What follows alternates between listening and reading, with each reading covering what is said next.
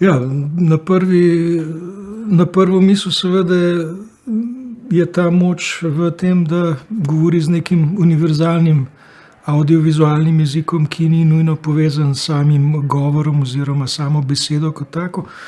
In da v tem smislu seveda lahko predstavlja neke abstraktne, univerzalne, vsesplošne vrednote in v tem smislu seveda na neki način podobo lahko razumemo seveda vsak po svoje, ampak v neki temeljni poanti pa ima ta podoba nek univerzalen smisel za vse.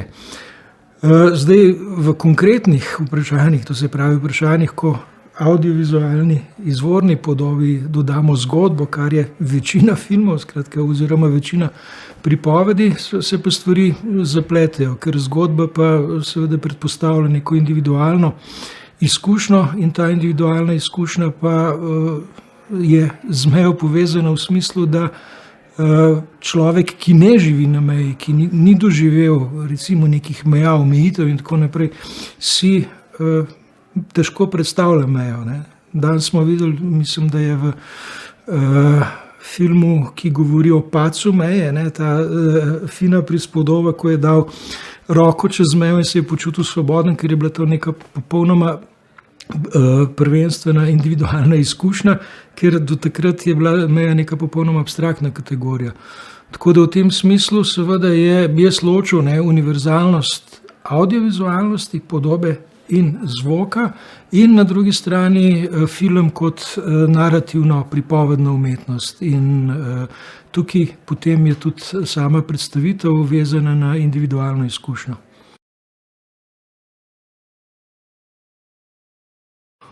No, moja prvenstvena teza, pa ne samo kot profesorja oziroma predavatelja različnih predmetov, ampak predvsem kot pisca, ki je zelo intenzivno se ukvarjal z zgodovino in teorijo dokumentarnega filma, je, da seveda je dokumentaren film popolnoma identičen v svoji izraznosti kot vse ostale oblike filma, to se pravi igrani, eksperimentalni, animirani, če ločimo pač po teh recimo osnovnih kategorijah. To se pravi, prva lekcija, ki jo dajem študentom oziroma dijakom, je, da avdiovizualna oziroma filmska izrazna sredstva so identična v dokumentarnem kot v igranem filmu. To se pravi, da jaz tukaj ne vidim popolnoma nobene ločnice.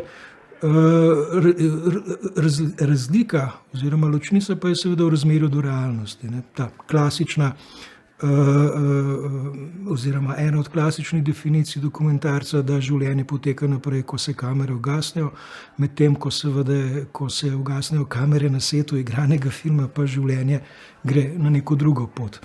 Tako da, kar se tiče same izkušnje, je pa seveda tukaj izkušnja realnosti oziroma izkušnja ustvarjalca, ki z realnostjo v dokumentarnem smislu seveda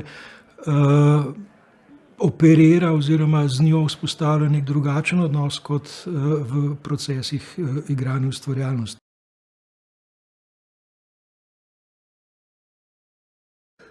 Ja, vse dejavnosti filmskih krožkov, klubov, dobro, tudi jaz sem začel svojo pot recimo mentorja oziroma predavatelja kot, in to je ena bila mojih najlepših izkušenj kot voditelj filmskega krožka na eni od ljubljanskih gimnazij, tako da imam to recimo izkušnjo, ampak seveda to je krožek v okviru šole, ne, mi pa govorimo o klubih, ki so neke recimo neki svobodni teritoriji in jaz mislim, da ima izjemno moč. Namreč ideja oziroma situacija krožka, kluba, neke združbe je ideja oziroma situacija cinefilije, kot smo danes že govorili. Cinefilija je tam, kjer se odvija neka srž vseh dejavnosti, ki jih nekako film pokriva, to se pravi od ideje do občinstva, vse to je klub in krožek, predvsem pa je nek prostor, v katerem se intenzivno razpravlja, to se pravi, v katerem se na nek način krešejo, kalijo mnenja in tako naprej. Če se spomnim svojih uredniških sestankov na ekranu, recimo tam sem se v življenju največ kregal, če lahko tako rečem. Ampak tako kot je Jože rekel, to kreganje seveda je v navednicah, ker gre za neke konstruktivne razprave in iz teh iz teh konfrontacij, mnenj, idej, vizij pa nastajajo neke nove ideje, neke nove vizije. In tukaj ni važno, govorimo o klubu, ki goji recimo ustvarjalne tendence, ki je produkcijska entiteta, ali govorimo o neki teoretski združbi, recimo uredništvu neke revije, založbe in tako naprej, ne.